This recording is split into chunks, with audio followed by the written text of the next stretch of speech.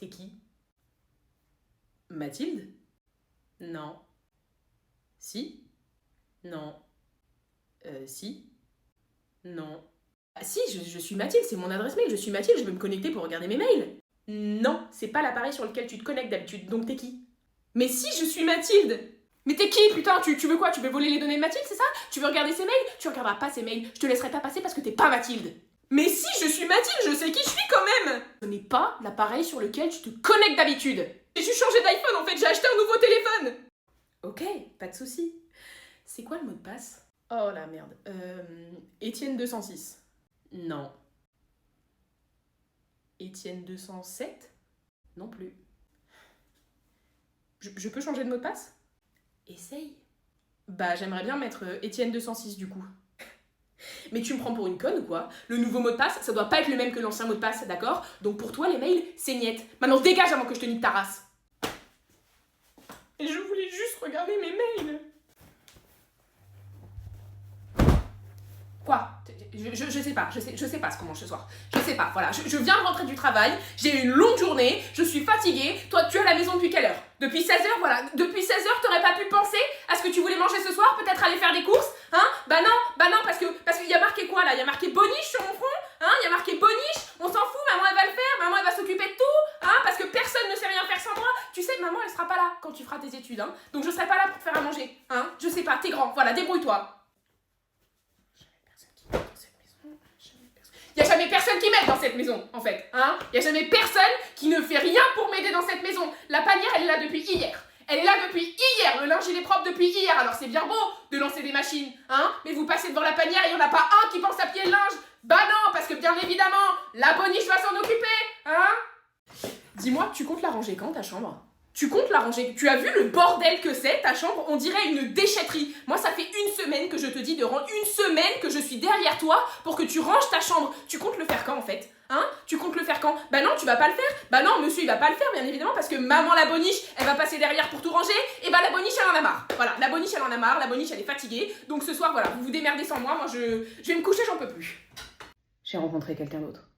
Elle est belle, elle est jeune, elle est drôle. Et elle a une peau sublime, sans aucune imperfection et sans aucun ride.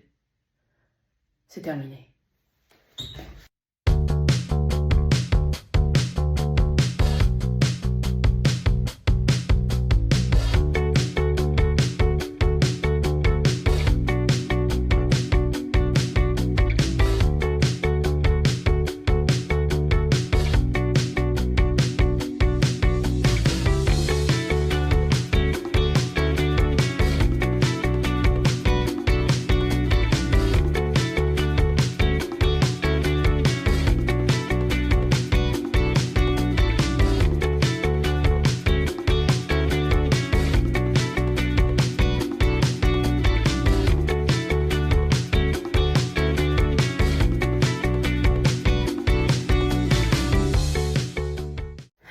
Merci de nous recevoir. J'ai encore quelques petites questions à vous poser concernant l'assassinat de votre mari.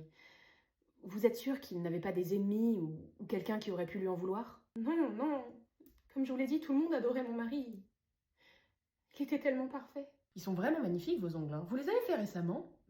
Merci. Non, je les ai fait en début de semaine. Pourquoi? Toutes mes excuses, madame. Ne faites pas attention à elle. C'est juste une consultante un petit peu trop bavarde à mon goût, d'ailleurs. J'ai vu que votre mari avait des problèmes d'argent. Vous pensez pas qu'il aurait pu emprunter à la mauvaise personne? Mon mari ne me parlait jamais de ses finances. J'ai appris il y a seulement 2 mois qu'on était fauchés. C'est là que j'ai commencé à me faire les ongles toute seule. Moi, ma fille, elle essaye souvent de me les faire, mais vous savez, elle fait des gros pâtés, elle en met partout, du coup, c'est moche. À chaque fois, je suis obligée de l'enlever, quoi. Comment vous faites pour les petites cuticules?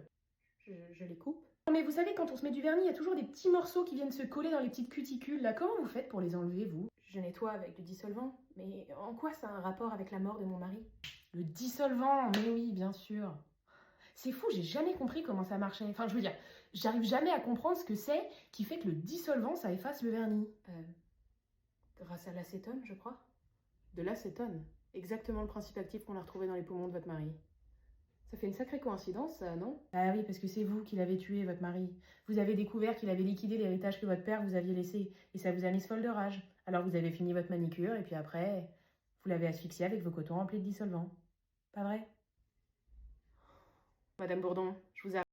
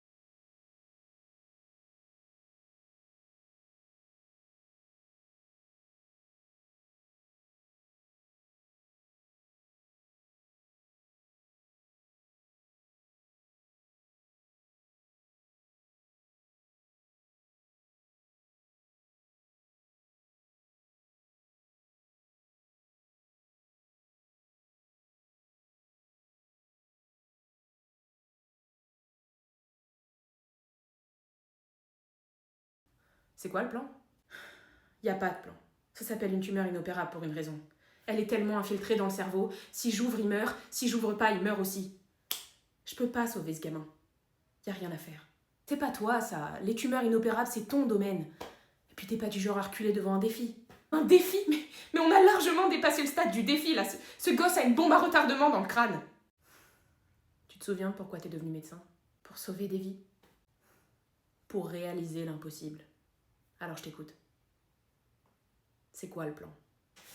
Chef, je crois que j'ai trouvé un moyen pour sauver le petit Jackson. Allez-y, je vous écoute. Il suffit de passer par voie nasale. En insérant une sonde, je pourrais atteindre la tumeur et la résorber. Quels sont les taux de réussite de cette opération? C'est une opération qui n'a jamais été faite, chef. Je viens de l'inventer. Je suis désolée, mais c'est beaucoup trop expérimental. Je peux pas vous laisser mettre en danger la vie d'un enfant. Chef, avec tout le respect que je vous dois, nous sommes un hôpital universitaire. On est là pour donner l'exemple et former les médecins de demain. Quel genre de médecins sommes-nous si on ne fait pas tout pour sauver la vie de ce petit garçon? Quel genre de médecin êtes-vous? Vous avez raison. Je vais convaincre les parents. Vous avez 24 heures pour vous préparer. 24 heures. Merci, chef.